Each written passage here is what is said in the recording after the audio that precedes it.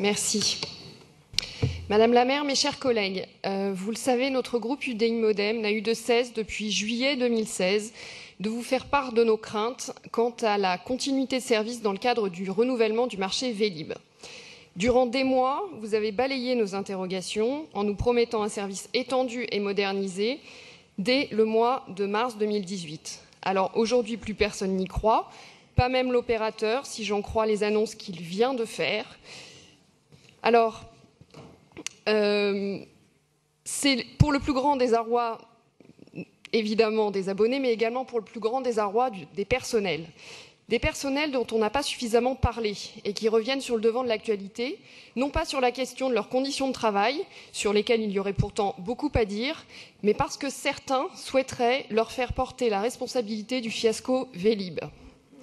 Or, les personnels sont les grands laissés-pour-compte dans cette affaire.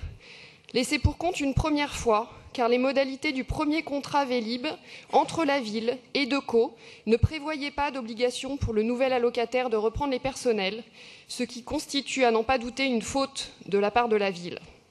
Une deuxième fois, au moment de leur transfert chez Smooth & Go fin 2017. Le syndicat mixte s'en est réjoui. C'était oublier les conditions de reprise beaucoup moins favorables de la part du nouvel opérateur. Nous avions pourtant pris des engagements, nous, élus parisiens, en votant à plusieurs reprises un vœu demandant que les salariés de Cyclocity passant chez Smooth & Go puissent, je cite, bénéficier de conditions salariales et sociales similaires à leur situation actuelle. En acceptant ce moins-disant social, le syndicat oubliait une deuxième fois les personnels. Aujourd'hui, ils sont à nouveau les laissés-pour-compte de ce système, en raison de l'impréparation du prestataire retenu et des nombreux dysfonctionnements constatés. Depuis le 17 avril, une partie des salariés, 80% des agents de terrain, sont en grève pour protester contre la dégradation de leurs conditions de travail et réclamer une revalorisation de leur rémunération. Le conflit social dure maintenant depuis 15 jours et ni la ville, ni le syndicat Autolib Vélib Métropole ne sont intervenus pour tenter d'y mettre fin. Nous ne reconstruirons pas ce qui a été cassé sans que chacun assume ses responsabilités, la ville, le syndicat, Smooth & Go. Et nous ne sortirons pas de l'impasse sans les personnels. Ils portent l'expertise de l'offre Vélib, souvent depuis 10 ans au sein de Cyclocity. C'est avec eux que nous devons trouver des solutions. Ils y sont prêts. Leurs revendications sont légitimes et doivent être entendues. Madame la maire, vous avez appelé hier à ne pas nier la réalité sur une transition Vélib qui se passe mal. Cette prise de conscience, ô combien tardive, doit désormais passer par des actes. Nous vous demandons d'agir pour la mise en place d'une médiation entre le syndicat Autolib Vélib Métropole, Smooth & Go et les salariés grévistes. Une médiation d'autant plus nécessaire que les instances de dialogue au sein de Smooth & Go ne sont pas encore installées. Madame la maire, au-delà des effets d'annonce d'hier, êtes-vous prête à prendre toutes vos responsabilités dans ce fiasco, y compris à l'égard des personnels? Et comment comptez-vous concrètement faire respecter les engagements pris par les élus du Conseil et ne pas abandonner une nouvelle fois les personnels sans qui Vélib ne pourra se relever? Je vous remercie. Christophe Najowski pour vous répondre. Merci Madame la maire. Après une période de déploiement d'abord poussive en janvier-février, puis accélérée en mars et début avril, seconde phase qui incitait à l'optimisme, le service Vélib se trouve depuis une quinzaine de jours dans une situation de crise grave, avec des dysfonctionnements majeurs et un mouvement social des personnels qui rendent la maintenance hors d'usage et avec un système aujourd'hui quasiment hors service. L'exaspération des usagers de Vélib est à son paroxysme, elle est tout à fait légitime. Vélib est un service public aimé des Parisiens et la situation actuelle est parfaitement inacceptable.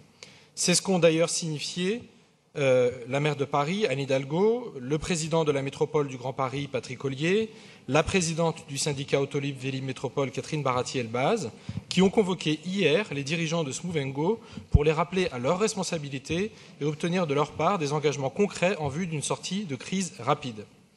Les représentants de Smooth & Go ont ainsi présenté un plan d'urgence de sortie de crise dont je peux vous énumérer les mesures, outre la reprise des négociations avec les salariés, grévistes.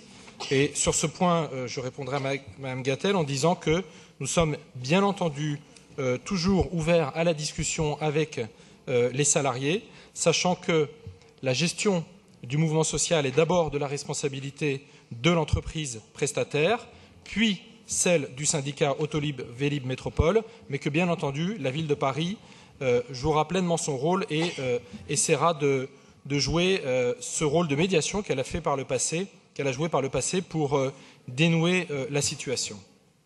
Donc je le disais, plan de sortie de crise qui consiste tout d'abord à réinitialiser le système avec le retrait de 3500 vélos défectueux bloqués en station sur les 9000 actuellement en circulation, l'arrêt de la mise en service de nouvelles stations sur batterie et l'accélération de l'électrification des stations actuellement sur batterie. Les vélos, même mécaniques, nous le savons, ont besoin d'une certaine charge pour pouvoir communiquer avec le système d'exploitation. Or, il s'est avéré que le fonctionnement sur batterie ne permettait pas d'assurer une charge suffisante et régulière si les batteries ne sont pas fréquemment changées.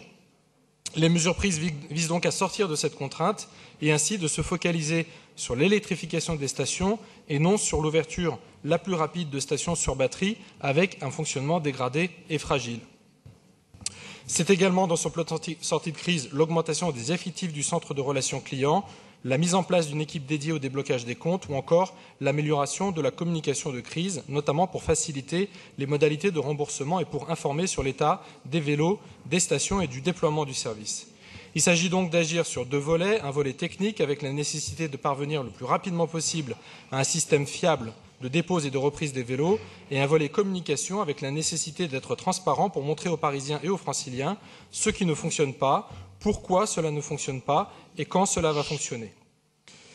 Nous l'avons vu donc il y a un mois, alors que le système se déployait rapidement et commençait à fonctionner convenablement, le nombre de renouvellements d'abonnements et de nouveaux abonnements a connu à l'époque une forte progression pour atteindre les 220 000 alors qu'il n'était que de 140 000 au début de l'année, ce qui montre d'ailleurs un fort attachement des Parisiens au service Vélib. C'est donc en résolvant le plus rapidement possible les problèmes techniques et en communiquant que Smovengo et le syndicat Autolib Vélib pourront progressivement restaurer la confiance perdue.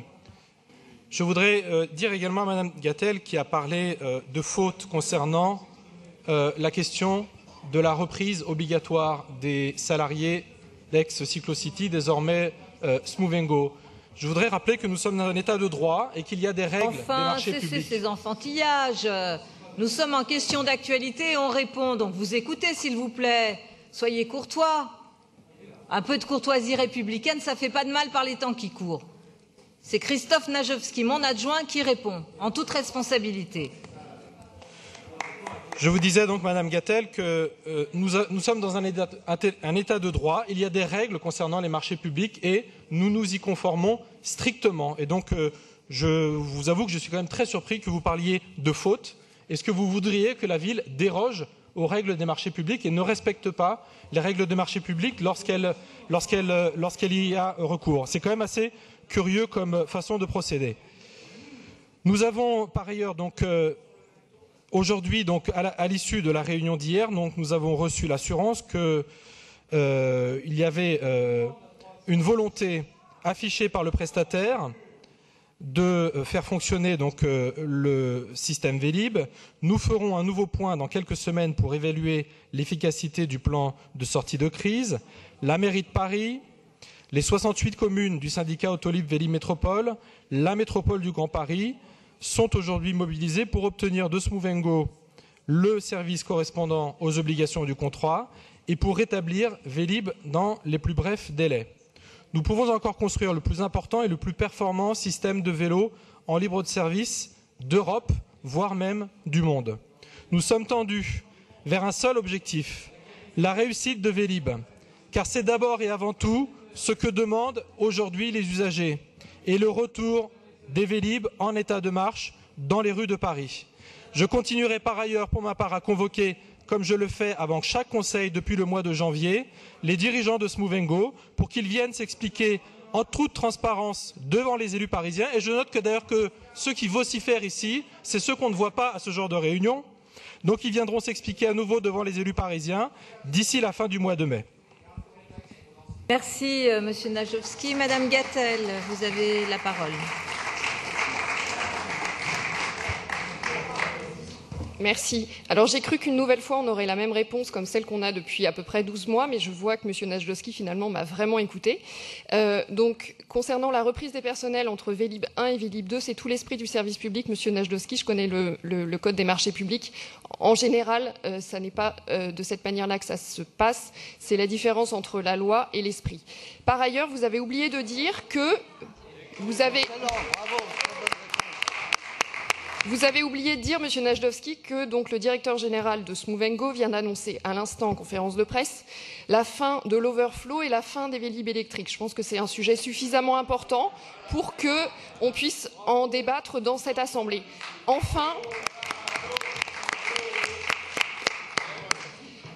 on ne sortira jamais de cette impasse si vous n'assumez pas vos responsabilités. On les connaît, vos responsabilités. Simplement, à un moment, il faut, auprès des Parisiens et des Franciliens, assumer vos responsabilités. On est tous prêts ici, dans cette Assemblée, à sortir par le haut de cette situation, mais simplement, commencez à assumer vos responsabilités.